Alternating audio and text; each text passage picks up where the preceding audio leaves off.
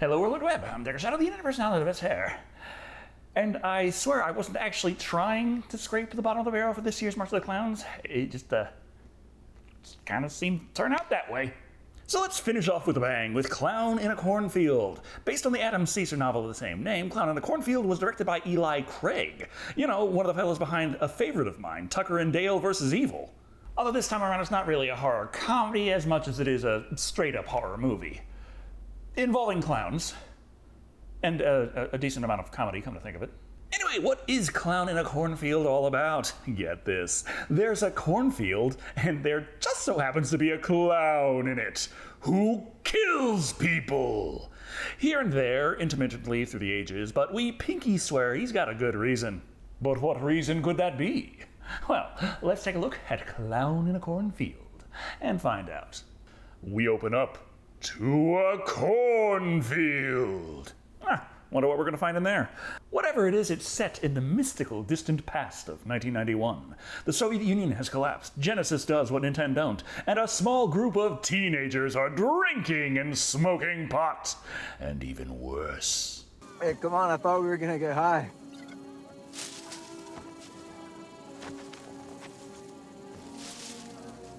Yeah, we can get high later. Hey, why not both? Well, for one thing, this is the perfect storm to summon a horrifying slasher villain to kill them all. Jesus Christ, Jessica, what fucking size shoe do you have? And of course, we include the most important ingredient in any horror movie, unfathomable stupidity. Oh, no. You get high already?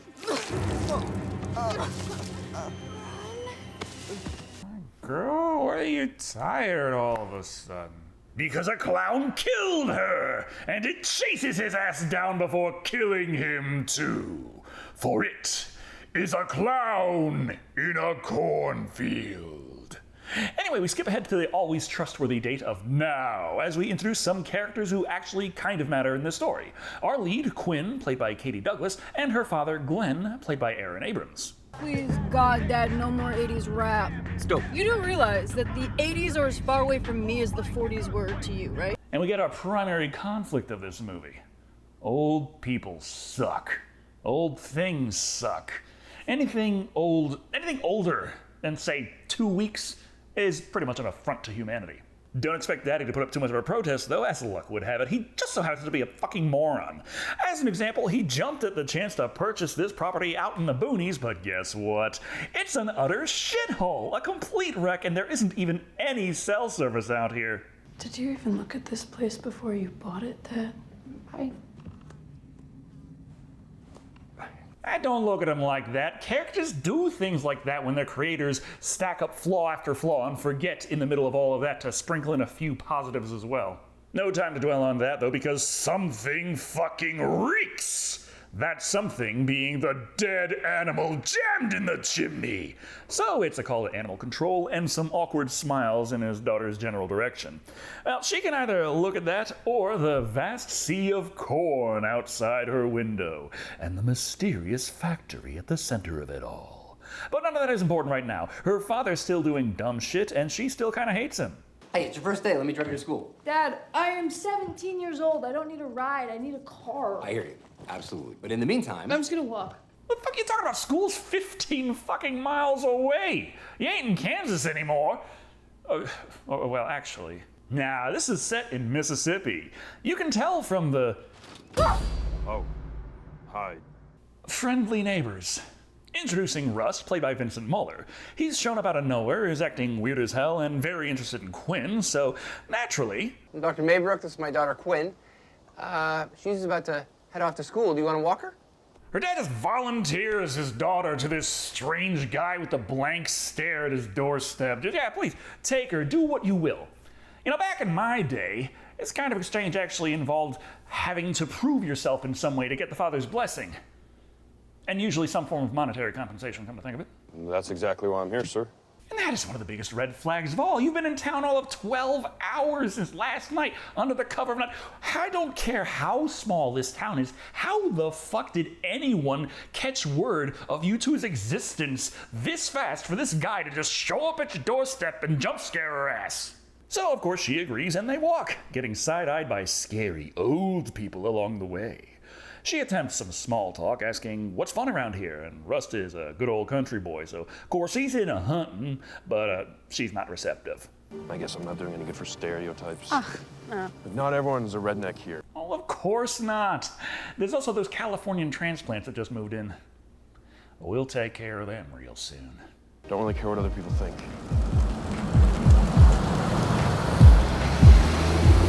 Unlike some people. Are you sure those are the eyes of prejudice you just saw there? Those two probably just looking at you like you're fucking crazy because you're walking to school, and they're not about to stop to give you a ride because you're obviously insane. Rust's final word of warning is to be mindful of all the weirdos at this school. So with that in mind, let's introduce Quinn's new teacher, Mr. Vern, played by Bradley Swatsky. Just because it's Founders Day tomorrow doesn't mean that there won't be a test on Monday. Listen, you kids are spoiled rotten. Back when I was in school, we had it a lot tougher than you do. And Quinn is late for class. Probably should have just let her dad drive her. The excuse given is that evidently her instructions listed the wrong classroom. But you see, there's one problem here. We'll do the test now. You brought this on yourselves. It's time your generation learned some consequences. Mr. Vern, that's not fair to the new girl. Well, that's the price of being late. It turns out Mr. Vern is a fucking douchebag who hates each and every last one of them because they're all young and vibrant. And, ugh. Oh, they put the wrong room number on my schedule, so You know what? Detention for you. What? Think of him like the Seinfeld soup Nazi. Except instead of soup, he's depriving you of your future prospects and hope for a decent life. And, it's not funny at all.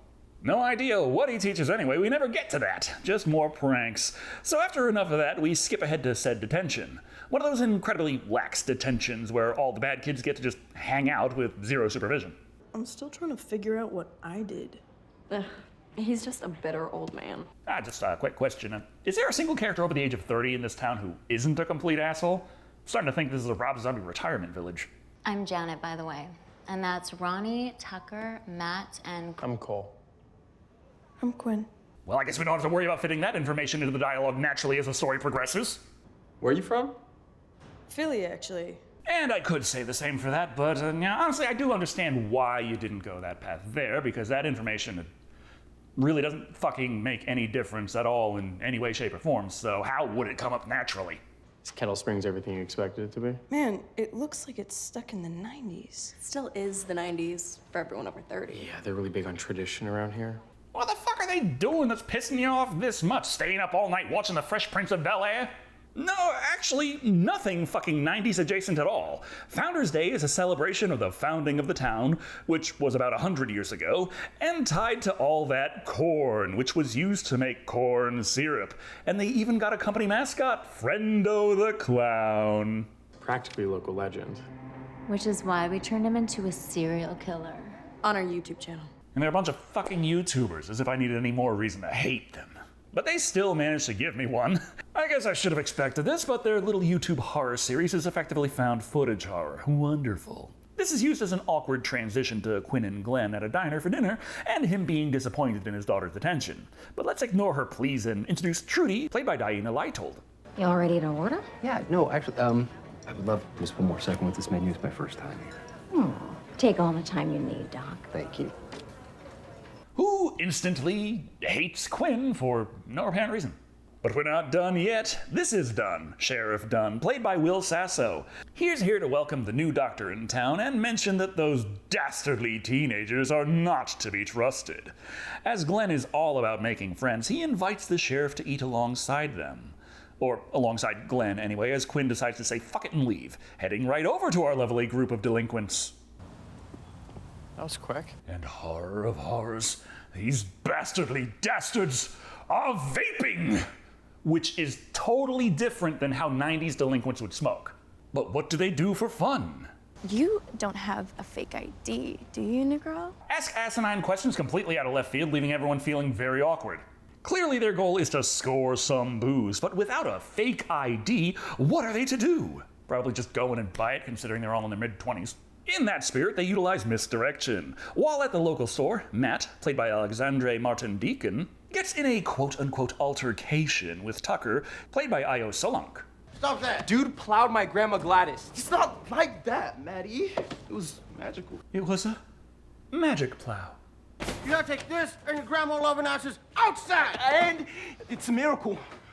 But she's pregnant. What?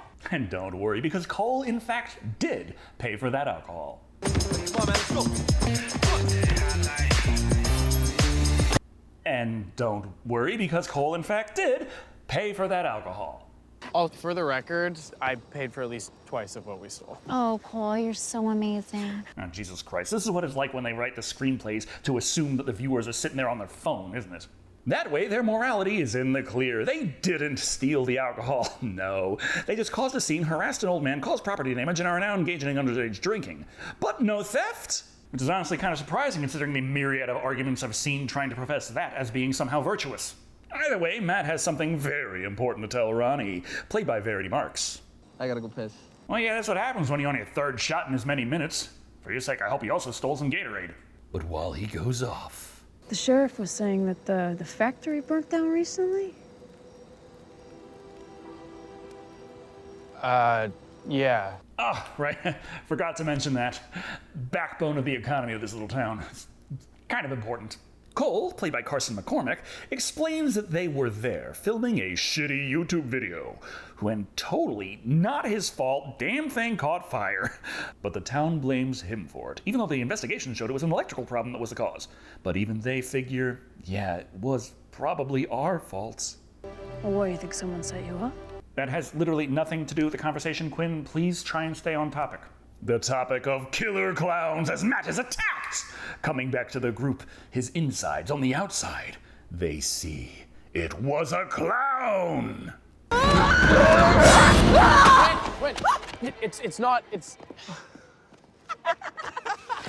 Smile, silly girl. You're about to become a YouTube sensation. It's just a prank, bro.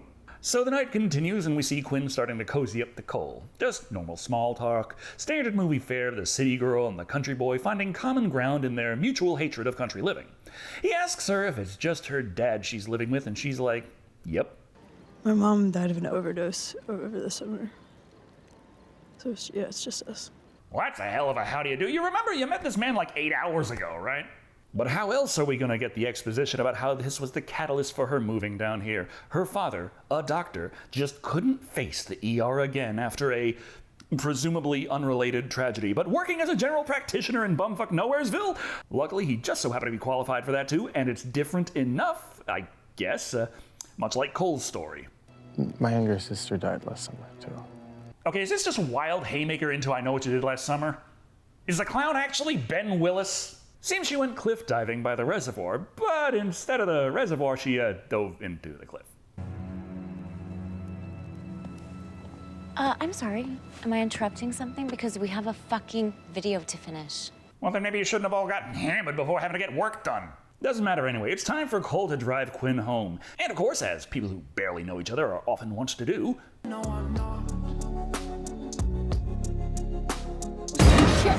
Hey, fuck. What the hell? You know what time it is? they get jump scared by Daddy-O over there, who is damn lucky that the car he decided to run up to and smack on the glass and the sticks just so happens to be the one out here in bumfuck Nowheresville that isn't loaded with guns.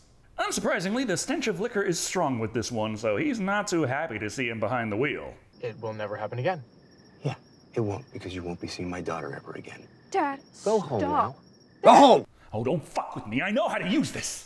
Dad's angry at her for running away, which of course is the perfect, obviously stilted springboard into the exposition argument about how her father ran away from his thing, and she is suffering for it. You said that you'd be willing to go if it's what I needed, right? Exactly, if it's what you needed. It never actually mattered what I wanted. So you told him you'd be cool with it.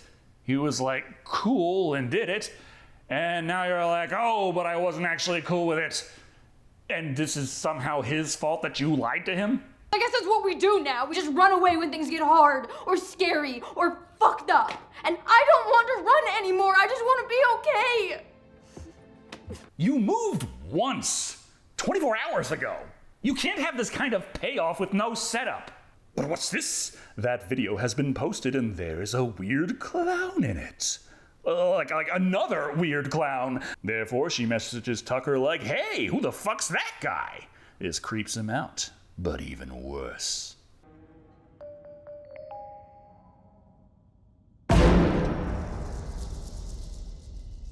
There is a clown at the door. What could that mean? Cole. It's payback time already, huh? That means he's dead. And the clown didn't mean that necessarily, but him being this stupid about it, oh yes. Grabbing a Nerf gun as if it's some epic counter prank, he goes looking for the clown, but is like, man, Cole, you got mud all over the floor. Awful strange of my best friend to be stalking around my house like this, making strange noises for me to investigate instead of employing any of his usual tactics. Also, where's everyone else in their cameras? Man, this is gonna be a zany YouTube video.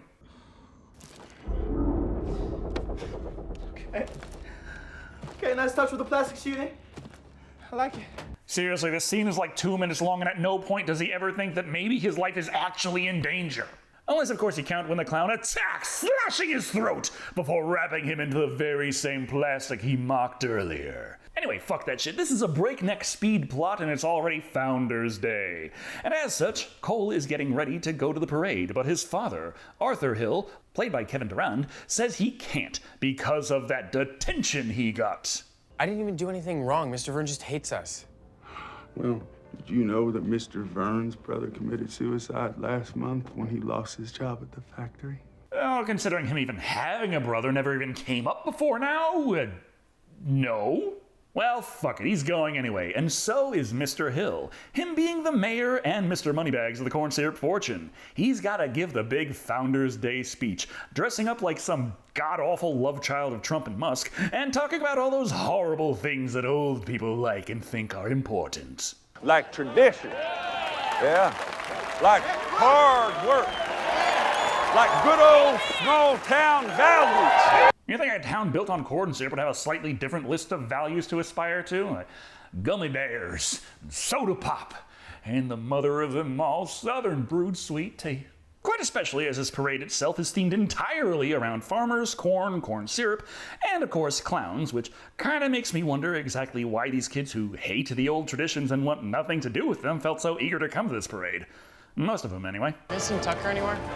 No, he's being a text bitch. Okay, screw Tucker. We're doing another video.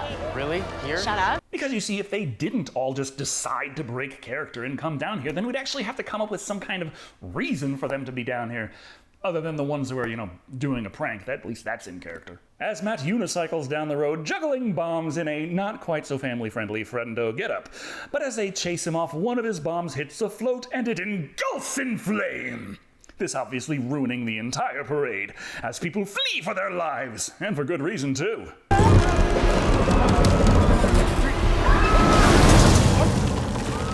And I'm actually kind of surprised that stunt didn't kill anybody. It would have actually injected some kind of real drama and consequence into this fucking thing, and considering Quinn and Cole would have not been in on the prank, their moral slate would still be clean.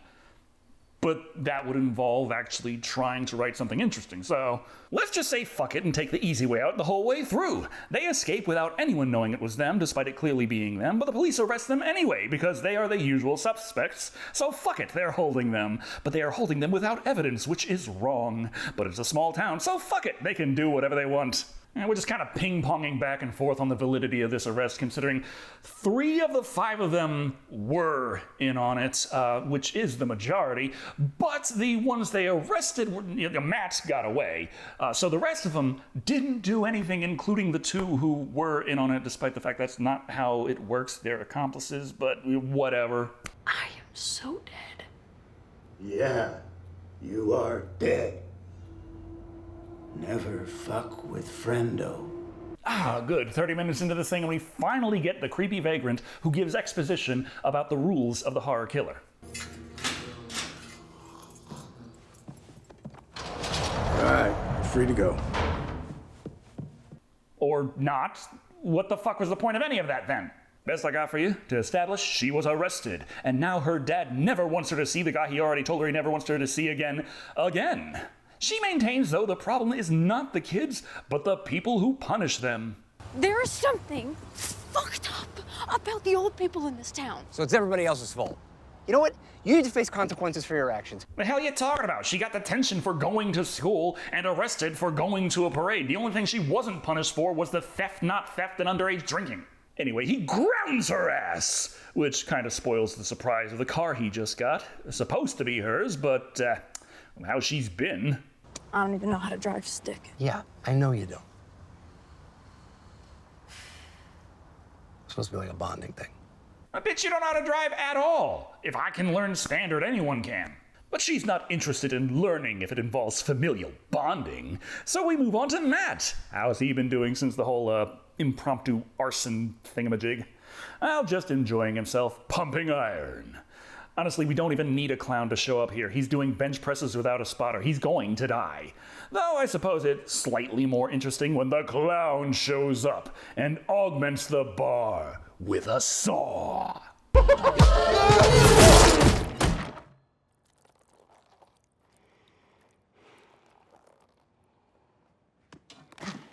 That also means it completely negated any possibility for this to be a stealth kill. Just show up as the anti-spotter, kill him, and then walk away, and it looks like an accident. But, you know, that would be interesting writing. And now we move on to the evening and... Hey, by the way, I just realized that scene would also have worked a bit better earlier, like when they were still in prison, to help make it feel like they were in prison for a little longer than 5 minutes, and also explain why Matt is all alone with no one there to help him if everyone else is incarcerated at the time. But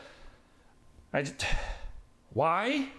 Was it after instead of during? Well, maybe to help the time skip to the dead of night, I guess.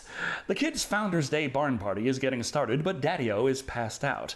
That means the grounded girl can just waltz out the door no problem and meet up with Cole for the 3rd time in 2 days. But there is someone on the road. It's just Rust, hauling a corpse with a shotgun in his hand. Russ and I used to go hunting together. Ex-boyfriend. Gotcha. Hey, did you tell Quinn you used to practice your boy band dance moves in the mirror? Later, Russ. Yes, we already just established his past involved gobbledygook, so we can move on now. So they drive off, leaving Russ and his deer behind, and head straight to the party barn. Man, are you sure the owners are okay with us being here? Oh, no, we're fully trespassing. So if we get arrested again... We won't. Don't worry, we do this every year. Oh, sure, but I'm gonna go ahead and assume you don't set the parade on fire every year. Yeah, who cares about wanton vandalism? These kids have real problems to worry about. Where the hell are Matt and Tucker? Well, Matt was supposed to pick us up, but he just never showed. He still hasn't texted me back. I'm so fucking mad at him. Same with Tucker. It's weird, right? I don't know, man. I've known these kids all of 2 days. It's really hard to form a baseline for the behaviors in that window. But we gotta explain how the kids could afford this elaborate barn trespass. Well, it turns out that Cole is the heir to the founder fortune and foots the bill himself. As such, the DJ asks him to give a good, heartfelt Founders Day speech that really means something to the people who matter, the youth. We're the future here, right? So let's not subscribe to some backwards-ass belief of what this town used to be, and instead think ahead and dream up what comes next. Fuck tradition, because new stuff is better by default. Hey kid, you're not really giving me much hope for the future when your plan is we destroy everything and then... No time for a real speech, that's all he can say because it's time to dance with Quinn. Except no time to dance with Quinn because we're barely even to the song before it's time to head off to the shed and get down and dirty with Quinn. Except now he wants to slow down because there's a little bit of a reason for that. Slowly. Get out of here. Slowly.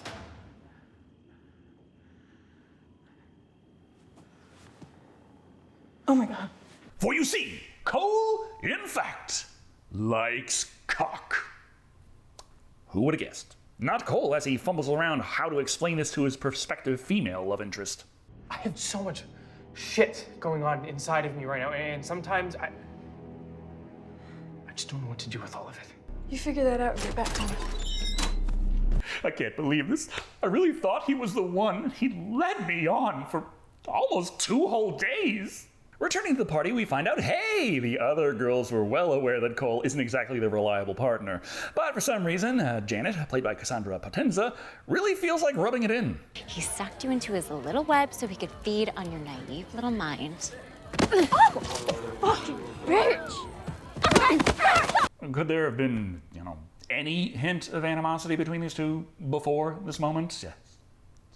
You can't really have payoff without setup. Fuck this fight anyway. They hear a scream. What could it be? Hey, Ginger! Who the fuck is Ginger? Whoever she is, she's fucking dead. Stop. Matt and Tucker, remember? This time, you don't fall for it. Movie.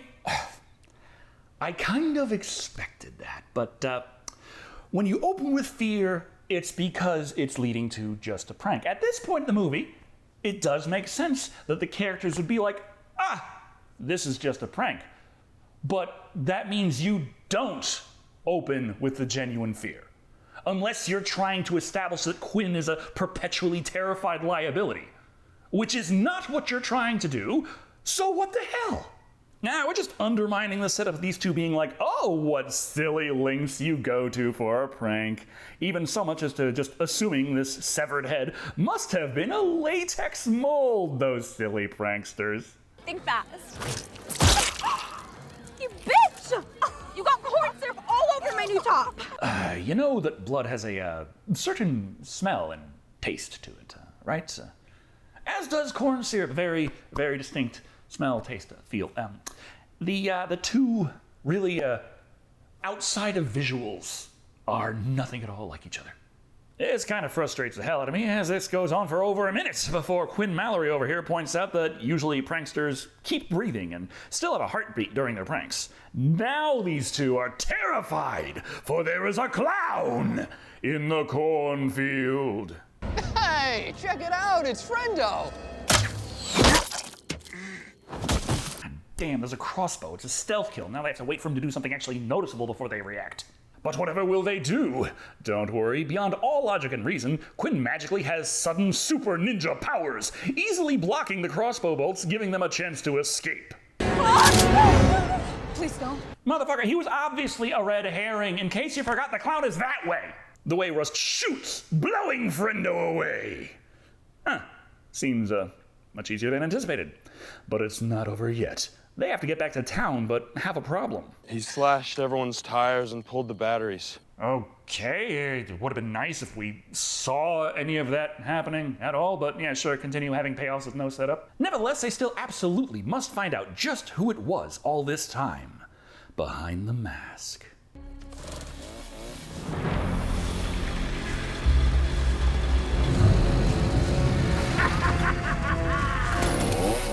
But what's this? It's not actually a clown in a cornfield, but several clowns in a cornfield. Who could they be? The old people, obviously. They've only ever been antagonistic. Yeah, there's no motive, but I mean, speaking as an old guy myself, I've been wanting to kill these assholes all movie. So the clowns attack! There is nowhere to run. Except, of course, for literally every direction, considering they're outside, and Russ got that shotgun while the clown's ranged options are limited. But that doesn't mean Quinn won't get toppled and attacked! Who are you? I was looking for you. The fuck are you talking about? You were in the shed 15 feet away. Barely anything happened. She just got toppled. You can't act like you've been looking for her for ages when that scene was literally 4 minutes ago. Especially considering when they decide on a place to try to escape the clowns, it must be close enough to get there fast. And where do they pick? Oh, the fucking shed they were just at. Seems pretty close by. Anyway, turns out Dad isn't sleeping, at least not anymore, and he just decides out of the blue to walk into his daughter's room for no apparent reason. Have a heart-to-heart, but wouldn't you know it? That means he finds out she's not there. God damn it. Fucking teenagers. Well, if that's the motivation to get yourself a rainbow wig, I understand. Anyway, they're in the shed, and the plan is to, stay in the shed. We're safe for now. It's a steel door. Steel door? Dude, the walls are made out of wood, and they've got a motherfucking chainsaw. The fuck's the steel door gonna do? Well, let's just pretend they're safe. That means they're trapped in a small space, and therefore need to talk about their feelings and reveal to the audience the truth about their characters. You're stupid. Because you threw away everything we had for what? No, we never had anything. Oh, bullshit! Oh. The two men are ex-boyfriends! Just in case you missed the 12 other hints about as subtle as Art the Clown with a basket of grenades. So now the teens realize that clowns can easily break through the thin wood walls, so they must find a means to escape. While they do, we jump back to Daddy-O as he drives aimlessly, looking for his daughter. However, as he travels, he just so happens to pass by his hospital, which just so happens to be broken into, so he stops to walk in and investigate, only to be approached by a clown. What is happening? Save him, or your daughter dies. Yeah, the clowns broke the window as a means to lure the man in, which they did not contact him in any other way, so they could trap him and force him to use his magical expertise to help save one of their own. Holy shit, is this a lot of and then writing. In that spirit, the plan is for the kids to escape out the drain while Rust stays behind and sets a trap, and the clowns suddenly remember they have a chainsaw.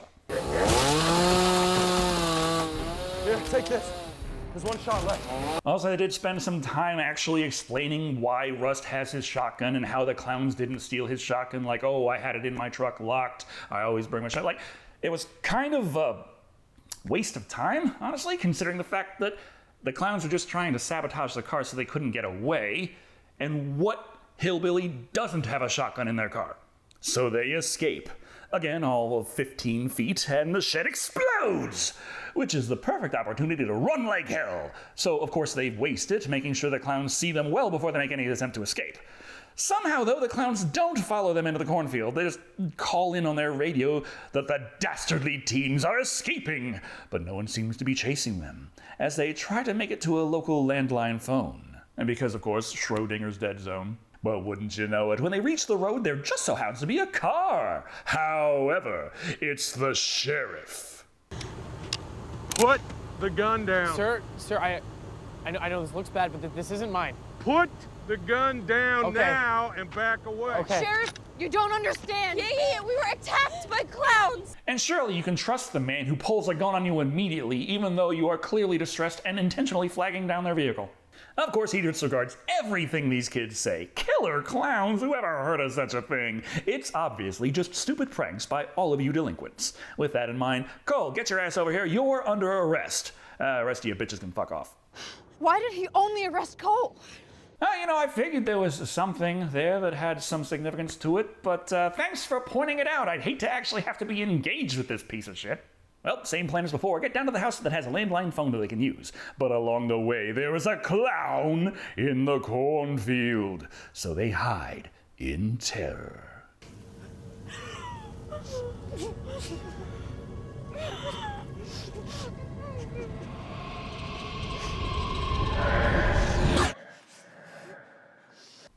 Okay, I'm not gonna lie. That was actually a very well done bit right there. But Ninja Quinn cannot be stopped so easily. Ronnie, though? Yeah, Ronnie can be stopped pretty easily. Oh well, while the clown carves her into creamed corn, the two remaining women make it to the house in question. But there is a clown in the living room. Is he dead? I don't think he's meditating. And that's another thing. There has been a bit of humor sprinkled here and there all throughout the movie, but during the climax, it really cranks up out of nowhere. It's like it's trying to be Scary Movie. Or Evil Dead, as written by Marvel writers. With that in mind, they get to the phone, but guess what? Where's the button, Jen? What is this? What the fuck kind of phone is this? It's old, and therefore useless. But I can't help but wonder, how the fuck can neither of them figure out how to use a rotary phone? The wheel turns one way and automatically returns. With no use for this house, guess what? The clown is missing! He was meditating! Oh, shut the fuck up and die already. And so she does, but not Quinn, for her ninja clown fighting powers are unbeatable, easily besting the jester. Though Janet is still dead as shit. I hate you, Quinn. Me too. Yeah, believe it or not, it's not the character I actually have a problem with. It's how meaningless everything is. Anyway, how is Daddy doing? With some quick thinking, he can distract the clown and use his medical wizardry to stab the motherfucker, but not actually kill him. You're gonna leave that in there. I'm gonna get some help. No. What are you doing? No. I just. Okay, now you're gonna bleed out. You see, it was the removal of the knife that did him in. As far as he's concerned, the doctor's got no blood on his hands. Except in the literal sense, of course. But he does have the clown radio and can track their movements. In the meantime, Quinn steals the truck at his house, but wouldn't you know it, it's a standard, and she didn't bother to learn to drive stick in the last 24 hours. When your dad wants to teach you to drive stick, you fucking say yes! Or when he asks if you're cool to move to the town full of killer clowns, you fucking say no! Now they completely surround her and have absolutely no reason not to kill her right now, so of course they don't and capture her instead. That way, we can ignore all logic and reason and instead focus on the big climactic setup where they drag her ass to the old warehouse as if she were somehow important to them, and she gets to ask, "Who are you?" And they even bother to tell her. Welcome to the main event, sweetie pie. It's the old people! A reveal so fucking obvious, I'm wondering why they even bothered with the masks. Why are you doing this? Because it's a Founders Day tradition. Man, can you believe the real villain all along was tradition and respecting the past? It's like creating a slasher villain out of Tevye. For some reason, while everyone else gets friendo get-ups, E-Lump over here is dressed up like a bad cosplay of Jack Nicholson's Joker. A nostalgia reference? No. Cole's no son of mine. I disowned him. Fucking when? The man lives with you, you've been giving him instructions on how to live his life, and he's been paying for shit with no job, so I assume he still gets an allowance. Don't know if it's a Founders Day tradition to explain your entire evil plan and motivations because he launches into it, despite, as I said, there really being no logical reason for this. Then again, his motivations are about as expected. Guess what? The old folks fear change. So when the new generation gets a wee bit too far from good old-fashioned family values, they exterminate the lot of them! But your generation, your goddamn cat videos, well, you guys might be the worst of them all. She doesn't make the damn things, that's the internet. Something this town has very little of. And killing her will do nothing to stop. But why was Cole arrested? Why, to be strung up in the climax, of course. His dad says he disowned him ever since the kid killed his own sister. Despite the fact that we've clearly seen him not disowned more recently than that, and also the fact that this guy doesn't really seem all that bent out of shape over familicide. And then you burned down the goddamn factory. That was the last straw, Cole. Murdering your own flesh and blood was one thing, but dang it, that factory meant something to me. But why all the theatrics? Why bring them here? Why not just kill them? Well, he explains. It's all a setup. Cole will have a fake suicide note about going on a killing spree, taking out all the damn filthy teenagers before he hangs himself. Which again does not require all of this setup and theatrics. They could easily just fucking kill them now and then write the note around what they have left to work with, because the entire plan hinges on it not being a real investigation into the murder anyway, because of it just being a little small town no one cares about. The only reason they're doing all this is obviously to give the kids a chance to stop them. With that in mind, Cole takes off his gag and speaks truth to power. If you can't have things the way that you want them, you'd rather burn it all to the fucking ground!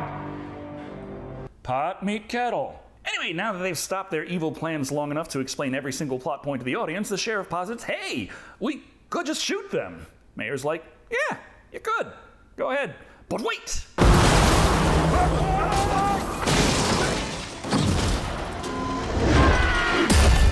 That's kind of sad. The spectacle's alright. The movie looks decent. The acting's okay. The gore effects, pretty nice.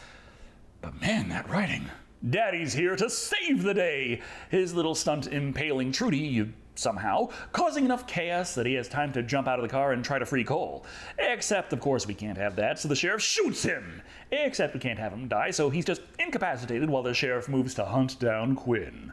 A little cat and mouse action, not bad. Then she jams the very cattle prod he tortured her with down his throat, frying his brains.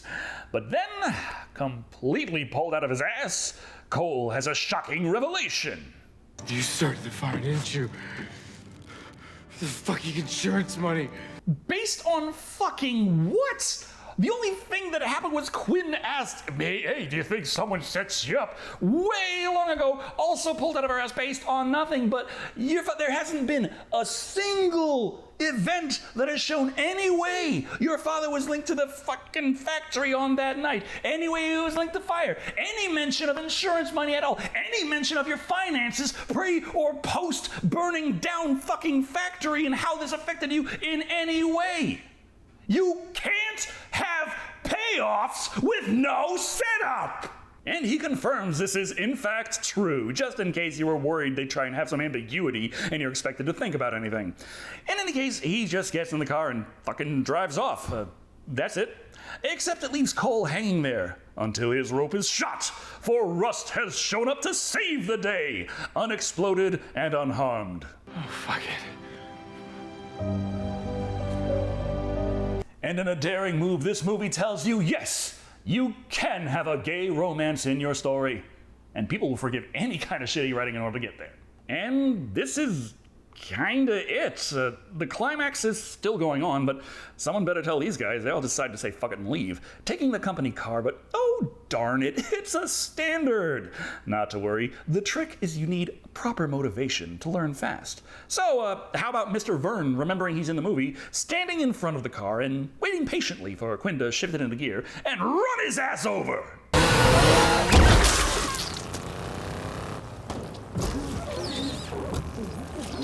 Which gives us the perfect opportunity to engage in a car chase. The heroes in the clown car, Rusty with his shotgun, and the big bad with the stolen car trying to escape. So of course we don't get any of that. Indeed, we completely fucking forget about the primary antagonist and move on like he doesn't exist. It's sometime later, Daddy-O is campaigning to be Mayor Daddy-O, Cole and Rust are still together, and they got Quinn. It's a 16-inch collapsible self-defense baton. Just like I always wanted. You can't have payoffs with no setup. And that is fucking it. The end? What the fuck was that?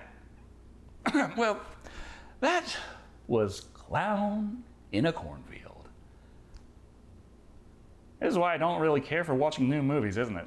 When it came to the earlier reviews of this year's March of the Clowns, yeah, they were shit, but I honestly was expecting that going in. No one sits down to watch Clown Motel Vacancies thinking it's going to be some underrated hidden gem. But this one? Honestly, I did go into it expecting better. I got the damn thing in 4K Steelbook, has all kinds of branding on it talking about, oh, based on a bestseller, and yeah, the novels have at least 3 entries so far, but I'm gonna go ahead and assume they're also a lot better written. The primary motivations for the villains in this thing make dreadfully little sense. Historically, the older generation tends to say the younger generation is hopeless, but extending that to a long-standing tradition of killing youngsters and people moving in from out of town, it kind of makes you wonder how their population hasn't already gone down to 0 around these parts. That and the fact that these youngsters depicted here are genuinely not good people, having the same disdain for older generations, albeit less homicidal. The morals of the story are fucked, and we're just watching 2 separate groups of very similar assholes fighting each other to find out who survives. Joy. Though it's not like there's much to get involved in anyway, as the story is written with, oops, all payoffs. If anything important happens, they'll tell you right then, not a moment sooner. Hilariously, this gives the story an incredibly first draft feel, despite the fact that it was written at least twice, considering the novel had to be adapted to film. At the end of the day, Clown in a Cornfield is a pretty-looking, decently acted, well-shot film with abhorrent writing. Any attempts at setup are subtle as a boulder to the ball, so perhaps that's why so many payoffs skip the setup altogether. The writer had no idea how to do it. Coming in at 2 Clowns in Intensive Care, out of 5. Though I have received a few nice suggestions for clown movies to check out. The problem being I have to upload these well ahead of time to fight through YouTube's content ID system, so yeah, I didn't really get to do any of that. Next year. Thank you all for watching. I'm Dr. Shado. And remember, dismantling the current thing is not a productive path to the future.